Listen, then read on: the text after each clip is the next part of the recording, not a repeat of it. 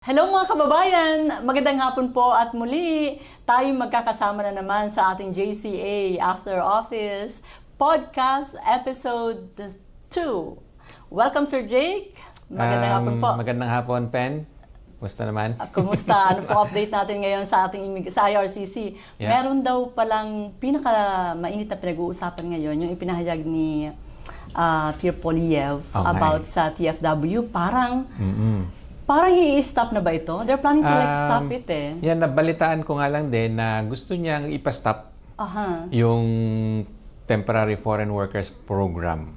So, yun yung medyo mainit na balita sa ngayon. Siyempre, maraming kababayan natin ang pwedeng maapektuhan dahil marami sa mga kababayan natin sa ngayon ang temporary foreign worker. Himay-himayin kaya muna natin, Sir Jake. Ano ba itong TFW? Yeah. Paki-explain po. So yung TFW, program siya ng immigration para mapunuan yung pagkukulang sa mga workers. So alam naman natin nga dito sa Canada, kulang nga yung tao. So kulang ang mga workers. Labor shortage. Labor shortage particularly. So halimbawa sa agriculture, kulang ang tao doon, tsaka sa construction, pati sa IT at halos lahat ng mga sektor sabihin natin na may pagkukulang. Maraming mga businesses ang nagrereklamo na wala nga daw silang makuhang trabahador, manpower para sa kanilang mga negosyo. Pero ang competing idea ngayon, ito nga sinasabi ni Pierre Poilievre. Ang hirap bigkasin eh. Bigkasin eh. Anyway, i-stop daw muna yung Temporary Foreign Worker Program. At ang pagkakaalam kong dahilan niya kung bakit i-stop, mataas nga ang unemployment rate sa Canada, which is somehow totoo naman. Totoo naman. So, yun nga ang Temporary Foreign Worker Program para punuan yung mga pagkukulang. Ang sinasabi niya, wala nang trabaho yung mga PR specifically, tsaka Canadian citizens, lalong-lalo na yung mga kabataan ngayon, yung mga fresh grads. Totoo. So yung mataas kasi ngayon din, totoo rin na mataas ang percentage ng unemployment para sa mga kabataan, lalo na yung mga fresh grads nga po. So yun ang issue ngayon. Kaya nga naman yung mga, especially the international students, no, feeling kabado na ang iba dyan kasi, syempre, how can they blend here in Canada kung hindi sila mabibigyan ng papel later on? Right. So at lalo pa, i-close itong TFW. Yeah, so yung TFW, yung paraan ng mga gustong maging PR nga, yun ang paraan para makakuha sila ng experience, Canadian experience. So alam din natin na yung Canadian Experience Class ay isa sa category sa Express Entry at ito yung isang major pathway, sabihin natin, para sa mga taong gustong maging PR dito sa Canada. So, tama ka, kung wala ng Temporary Foreign Worker Program, paano sila makakuha ng experience? Kaya nga, oo. Itong mga newly graduate, ang competition siguro, no, with hiring another people from outside the country, mataas. Kaya siguro, gusto nilang bigyan daan din itong mga bagong graduate makapag-penetrate sa workforce dito sa Canada rather than giving chances from foreign, from Totoo international. naman. So yun ngayon yung issue talaga, yung main issue ngayon kasi syempre ang Canadian gusto nilang i-prioritize yung Canadian din, yung mamamayan nila. Yeah, looks like unfair din kasi Sir Jay kung hindi nila i-priority yung mga tao from here. Exactly, kahit naman tayo, halimbawa tayo Pilipino doon sa Pilipinas, syempre gusto nating unahin yung kapwa nating Pilipino bago yung dayuhan, sabihin natin gano'n. But considering the feeling din ng mga international students, for example, or other people from outside tapos pinapunta dito, yung nag-hope sila, Sir Jake, para maka-transition dito sa Canada, magkaroon ng papel din dito sa Canada para magkaroon ng status. Parang unfair din kasi kung you won't consider the parehong may pangangailangan. Siyempre, yung naintindihan natin, yung mga fresh grad dito, siyempre, kailangan din sila ma-integrate sa labor force, of course. And then, yung mga foreign workers nga din, siyempre gusto din nila ngang ma-integrate din. So parehong silang may need na ma-integrate sa labor force. Ang tanong lang kasi ngayon, sinong unahin natin? Anong priority natin? Right. Pareho silang kailangan ng Canada. Yun. Ang siguro masasabi, ito opinion lang naman natin, pero parehong kailangan siya ng Canada, whether temporary foreign workers or yung mga fresh grads nga, syempre. Kaya, kung ako yung tatanungin, hindi ako pabor na itigil o i-stop yung temporary worker program. Pero kasi mayroon naman siyang purpose at Economic advantage. Definitely. Yeah. Kailangan talaga ng Canada ng tao at hindi rin naman kayang punuan yon ng mga estudyante lang or fresh grads nga. Pero naiintindihan din natin na mataas din talaga ang rate ng unemployment ngayon sa mga kabataan. Kaya ang pwede nating mai-suggest diyan, imbis na itigil nila yung temporary foreign worker program, na lang nila, i-improve. Sabihin natin ganon. And particularly, yung mga umaabuso din sa sistema, kasi yan pa yung isa Siguro yan din yung nakitaan ng mga dahilan kung bakit nila ito itigil. Tama yan. So, isa yan sa There's dahilan fake jobs. kung bakit gusto nilang itigil na. Kasi nga marami ding nag-aabuso. Kumbaga, hindi para sa kanila, hindi naman nami-meet yung objective ng temporary foreign worker program. Nagiging dahilan para abusuhin ng iba, para nga din yung mga ibang tao na gusto maging PR, yun ang ginagawa nilang pathway, pero hindi sa pagkakaroon ng lehitimong trabaho, bagkus yung mga, sabihin natin, peking trabaho, para lang sila magkaroon ng puntos. So nakikita din ng gobyerno yan at yun nga din ang isang ngayon argument, sabihin natin ng oposisyon, na itigil na yung temporary worker program. Pero para sa atin, sa opinion ko, personal opinion, mas maganda na ayusin na lang nila yung programa imbis na itigil.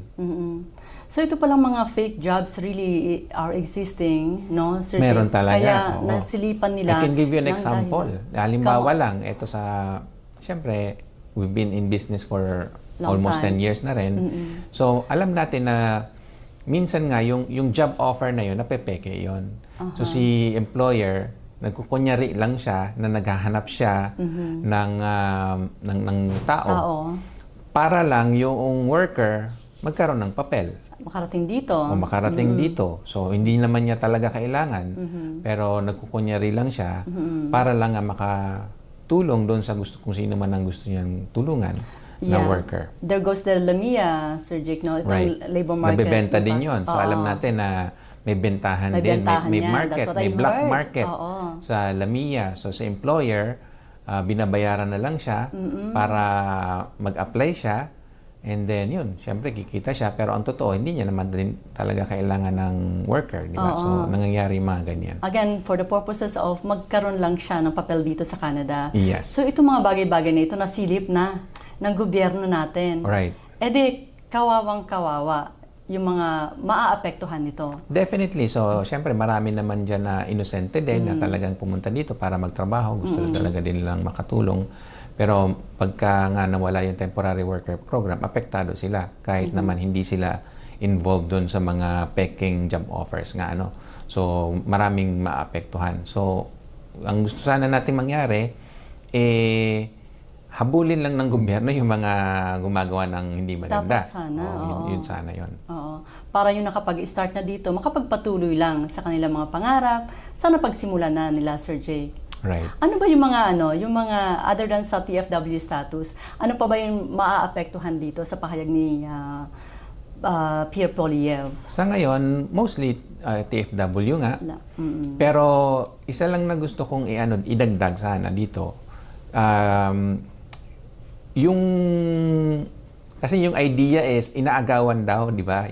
Ito siguro madalas yun ang naririnig ito na yung mga foreign workers inaagawan yung pa yung word di ba? Minsan naririnig din natin sa Trump.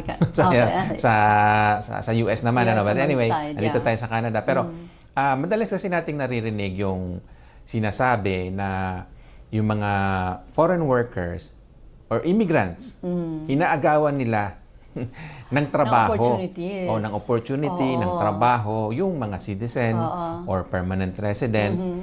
Yun yung narrative. Pero para sa akin parang may mali. Paano kang aagawan ng trabaho, di ba? So dapat pagdating sa trabaho, pantay-pantay. Kung kaya mong gawin yan, edi gawin mo, di ba? So maging competitive ka dapat din. Yeah. Parang may mga limit lang naman din na meron ang TFW na mga nandito na sa Canada. No, Sir Jake, ano ba yung mga limit lang nila kung i-compare natin sa mga immigrant nandito to consider? So, doon lang sila. Halimbawa, doon sa trabaho na yun, na binigyan sila ng permit, hanggang doon lang sila. May expiry yun eh. Tsaka may expiry pa yun. So, either 1 year or up to 2 years. May, Depende definitely sa may expiry, na-issue. tapos magre-renew ka naman. So, kung tutusin nga, napakahirap ng sitwasyon nila. Every now and then, ulit i-renew nila yon, which again, sometimes results to abuse din ulit. Kasi yung mga employer din, may mga employer na inaabuso nila yung mga sarili nilang employee kasi alam nilang dependent sa kanila yung employee nila. So, minsan nagiging prone to abuse din yun. So, another thing na siguro dapat tingnan ng gobyerno. Pero more on yun ang ina-advocate natin, ano? Or at least yung opinion natin na imbis na parang maparusahan lahat ng mga temporary workers, parusahan lang or habulin lang yung mga umaabuso doon sa sistema. By the way, ito lang, napag-usapan din kasi natin yung mga kabataan nga na may mataas na unemployment rate. Right. Ang sabi, so ganun din nga yung narrative, ano, na inaagawan sila ng trabaho ng mga immigrants, yung mga kabataan. Pero sa tingin ko, hindi naman din, hindi accurate yon. Kasi may mga, halimbawa, caregiver, ang gumagawa ng caregiver, puro temporary workers yan eh. So, yun ba ang gagawin ng mga fresh grad? So, parang hindi din naman. Sa totoo lang, parang hindi. That's true. Kung ikaw ay isang magulang dito, parang ipapaalaga mo ba yun sa isang, sabihin nating fresh grad or teenager? So, syempre doon ka sa kilala na. Kahit pa paano tayo mga Pilipino, kilala na sa kalidad natin bilang isang caregiver. Kumbaga tried and tested na pag sinabing caregiver, syempre Pilipino nga hanapin mo. So anyway, hindi nga accurate na sabihin na inaagawan ng trabaho yung kabataan. At saka isa pa, ang para sa akin din, ang opinion ko, ang totoong dahilan niyan kung bakit mataas yung unemployment rate sa kabataan, yung ngayon, yung AI, tsaka yung technology. Yung technology itself, yung disruptive technology na tinatawag, which is AI. Bagamat yung AI may potential na magbigay sa atin ng malaking benepisyo, pero in the meantime, nagkakaroon nga ng tinatawag na disruption at yun din ang nagkakos ng kawalan ng opportunity sa mga kabataan. Kasi imbis na sila ang gumawa nun, dati sila eh. Ngayon, pinapagawa na sa AI. So, lahat naman tayo ngayon medyo familiar na sa capability ng AI. At ito medyo nakakamangha nga, di ba? Kasi para siyang tao eh, pwede mo siyang utusan eh. At marami siyang nagagawa na dati-dati ay ginagawa ng totoong tao. Totoo. So, yun yung isang dahilan. Kahit nasa labor force ni Sir Jake, ibang malls, meron silang mga robot cleaner. Yeah. If you can see that. Nagiging common na yan ngayon. And then may mga self-checkouts. So, exactly, yun na lang, self-checkout. Totoo yun. Oo, nare-replace mo ng power and then ng mga robots. Exactly. Tapos, ang expectation pa kasi sa ngayon, yung AI na yan, talagang ano pa siya, mag-i-improve pa siya na mag-i-improve. Naku, mas nakakatakot, lalo mawawala ng chance or opportunity yung ibang tao. Possible. Kaya nga, totoo yan, nakakatakot kasi nga, yun nga, disruptive siya. Yeah. In the meantime, medyo magulo, sabihin natin gano'n kasi hindi natin alam saan ba tayo lulugar. Pero ultimately, pagka medyo nagkaayos-ayos na itong AI, medyo nag-take hold na siya, sa tingin ko lang din, ang dapat din natin gawin is mag-adjust. So, lalo lang sa school, simulan natin doon yung education system. Dapat mag-adjust siya para maging up-to-date din sila sa sa panahon ngayon ng AI nga. So, dapat technology changes. Definitely, kasi dapat sumabay tayo doon. So yung mga tao, yung mga kabataan, dapat bihasa na rin sila sa AI. Ng AI. Sila ngayon yung gagamit ng AI at magkocontrol. So, ayun, andun yung changes na yun. Pero sa ngayon kasi, dahil bago-bago pa yung AI, medyo sabihin natin magulo pa at hindi pa natin din masyadong nakikita saan ba patutungo ito. Pero ang nakikita natin is maganda yung magiging benefit sa huli. Parang ganun din yan eh. Itong inilabas na pahayag ni Pierre Poilievre regarding TFW, hindi pa naman siya fixed and final. Yeah. Pinag-aaralan pa rin naman kung mas maikabubuti ba ito para sa nakakarami or pag-aaralan pa rin nila. But the tendencies of coming out, like the result of that, would likely affect most of the manpower or the people coming from outside kumpara dun sa mga naka-establish na dito. Ano po? Right. Tama po yan. Gusto ko lang balikan ang mga struggles ng TFW, Sir Jake. Yung mga nagbenta na ng mga properties back home para maka-start dito sa Canada. Ganun, oh. How would they feel? How would the government in Canada feel that they did that back home? Alam ba nila to, Sir Jake? Parang siguro alam din nila, pero hindi kasi nila yan masyadong focus din eh. Siyempre, hindi nila masyado ding iniisip yon. Siyempre, ang government ng Canada, isipin nila yung kapakanan ng Canada at ng mga Canadians. So, yung sa foreign worker, kung ano man yung sakripisyo nilang ginawa, like nagbenta sila ng kalabaw or bahay at lupa sa Pilipinas, which is true. Sa totoo lang, medyo nakakatawa, pero totoo yan. Marami na tayong kilala na yun mismo ang sabi nila. Pinangutang nila yung pagpunta nila dito, talaga nakipagsapalaran. In the hope for a better future. At bagamat yun nga, mabigat yun. Pero si Canada, hindi naman na masyado siyempre iniisip yun. Pero at least, andun pa rin yung opportunity. So yun nga, malinaw naman kahit papaano yung oportunidad. Kung gawin mo ito, gawin mo yan. Ito nga, pwede ka maging PR. So may mga pathways naman dyan. But it's highly competitive until now. Kasi din, nananatiling magandang destinasyon pa rin ang Canada para sa mga imigrante. Kaya naman nga din maraming gustong pumunta dito at tumataas din yung level ng competition. So, may pros and cons as you can see. Kasi kung pangit sa Canada, di sinong pupunta dito. Katulad, hindi naman pangit, pero nung unang panahon, sa mga napapakinggan na natin mga istorya ng mga nauna dito, wala pang masyadong gustong pumunta ng Canada noon eh. Hindi pa masyadong kilala ang Canada noon bilang destination for immigrants. So, napakadali pumunta dito. So, para halos mag-decide ka lang, gusto kong pumunta ng Canada. Halos gano'n. I'm exaggerating of course. Pero compared to now, na napakahirap, dati para bang mag-decide ka lang na pumunta ng Canada, ayan, bibigyan ka ng PR. Halos gano'n kadali. Pero dati, noon. Pero ngayon talagang pahirapan. Dadaan ka sa butas ng karayom. The proverbial butas ng karayom. Kasi nga din, sumikat na rin ang Canada bilang isang destinasyon. So yun nga, tayo mga Pilipino pa lang nasa 1 milyon na. So ano pa yung mga ibang lahi, di ba? So dumami na rin talaga yung mga imigrante. At tama naman kasi yan. And dito tayo, we can speak for ourselves. Masasabi natin na kahit paano medyo gumanda yung buhay natin dito sa Canada. Yeah. Sir Jake, nagpapatakbo kayo ng immigration law firm. So itong mga TFW, may chance ba sila to like divert that stream or pathway into another way para maka-stay lang sila dito sa Canada? Maraming way, pero kailangan paghandaan. Sa ngayon, maghanap muna tayo ng employer nga na may LMIA. So kung nasaan ang oportunidad, doon tayo muna pumunta. Huwag tayo masyadong mapili muna at talagang expect din natin na may mga challenges. Pero kung maniniwala tayo sa sarili natin at gagawin natin yung mga kailangan gawin, naniniwala din ako na malalagpasan din yung mga challenges na yan, yung mga problema na yan, malalagpasan din. At balang araw, makukuha din natin yung gusto nating permanent residency. At ultimately, of course, yung citizenship. Yun nga, yung pinaka goal natin. Pero ang mas challenging dyan, sa totoo lang, yung PR. Kasi pag naging PR ka na, sabi natin, madali na lang maging citizen eh. Parang naghihintay ka na lang eh.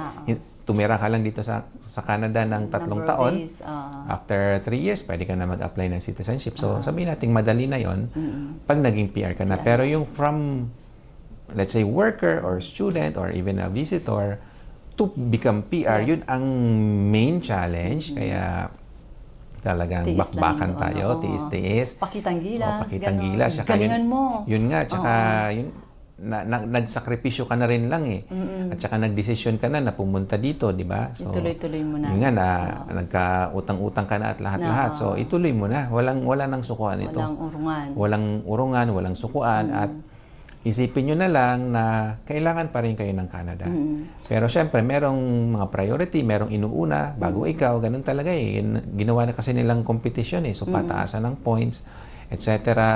Pero andun naman yung other opportunities na, ayan, pwede ka lumipat ng ibang probinsya kung gusto mo. May mga rural community din.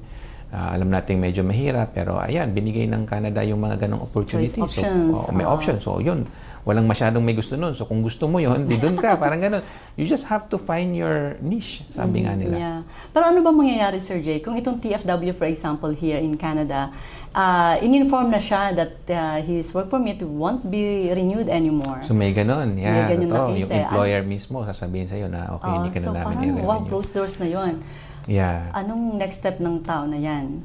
So, worst case scenario, yun muna. Pwedeng umuwi muna tayo and then balik na lang tayo pag maganda na yung sitwasyon.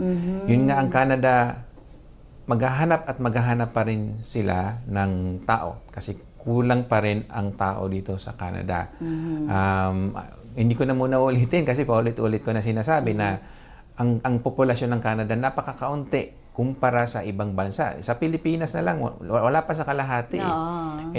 Kung yung in terms of land area naman, napakalaki ng Canada. So, talagang kulang na kulang pa. So, darating yung panahon na kakailanganin ka ulit ni Canada. Darating din yun. Pero minsan, kailangan nating magpalipas ng pahinga, palipas ng panahon. Especially yung panahon kasi ngayon, sabihin natin hindi ganun kaganda.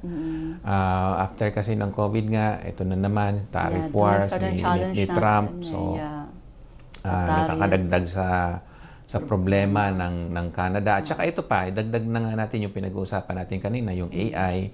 Napaka-disruptive po kasi ng teknolohiya na yan. So medyo hindi pa natin alam kung saan ba tayo patutungo ngayon. So in the meantime, maraming kaguluhan. Yun nga, yung mga employers din, ayaw nilang mag-hire or minsan nagtatanggal din sila mismo kasi na-realize nila, kaya naman palang gawin ng AI ito, bakit tayo mag-hire pa?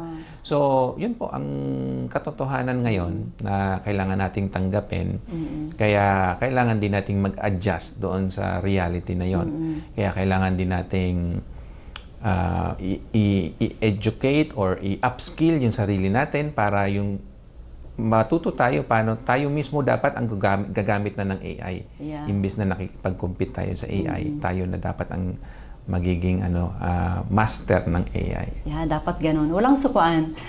Kung uuwi man kayo because nagkaroon ng closure ng inyong work, pwede namang bumalik eventually. Pwede namang bumalik. Antayin lang natin yung tamang panahon. Pag nag-open na ulit, yung right pathway para sa inyo.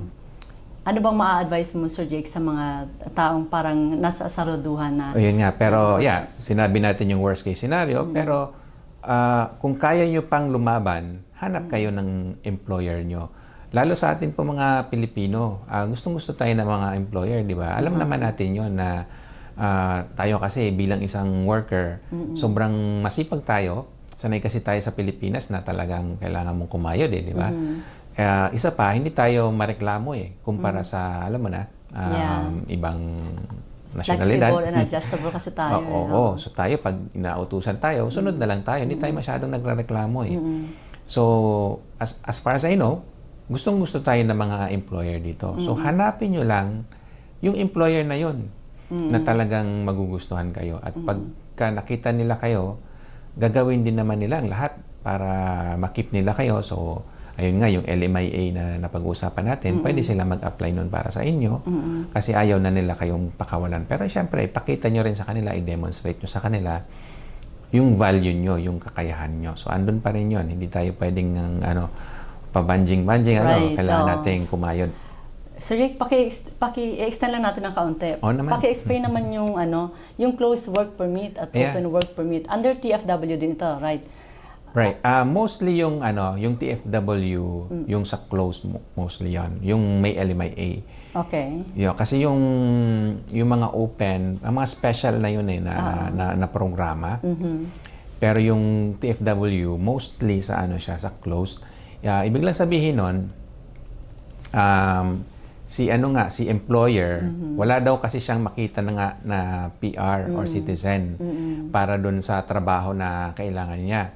So humingi siya ng pahintulot sa gobyerno na tumanggap ng isang foreign worker. Sabihin natin ganun. So yun yung basically yung temporary foreign worker program. At kailangan nila mag-apply ng LMIA.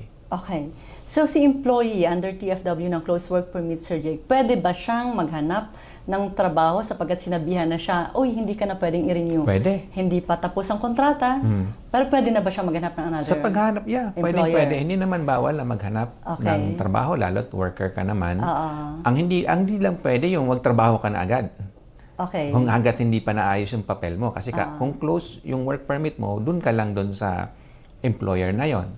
So, hindi ka agad-agad pwede magsimula. Pero yung paghahanap, pwede naman. Maghanap ka. Okay. Pero pag natanggap ka na, hindi ka agad pwede magtrabaho hanggat hindi mo naayos yung papeles mo. Dapat may approval pa from Definitely. So, kailangan, yun, hihingi ka ng permiso sa gobyerno. So, but ang maghanap actually si employer mo. Si employer mo ang maghanap ng permiso. Yun nga yung LMIA na yun. Sa proseso na yon, dumadaan yung paghingi ng permiso sa employer through the LMIA. So, yun din yun yung related sa temporary foreign worker program. Yeah, at kapag hindi nakahanap ng bagong employer, so uwi muna sila talaga. Uwi muna. Or the last meron pang isang pag-asa, ano muna kayo dito kung gusto nyo, visitor muna. I-convert nyo yung status nyo from worker into visitor. At least nandito kayo. At although sabihin natin bawal kasi hindi natin to ini-endorse pero pwede nyong lawakan yung network nyo para makakuha kayo ng employer nyo habang nandito kayo. So supposedly nga hindi kayo talaga dapat maghanap ng trabaho, ayaw ng gobyerno yon or magtrabaho per se. Pero as a visitor, well, pwede kayong lawakan nyo yung network nyo at i-improve nyo yung chances nyo na makakuha kayo ng employer na para sa inyo. Ayan. Sana po marami po kayo natutunan sa aming episode ngayong araw na ito. Maraming salamat, Sir Jake, sa pag-share ng inyong kaalaman. Salamat din, Miss Opo. Pen. Hanggang sa susunod po, with Attorney Jake Aguilar, ako po si Josephine Bacani. Nag-iwan sa inyong lahat ng magandang araw. Hanggang sa susunod.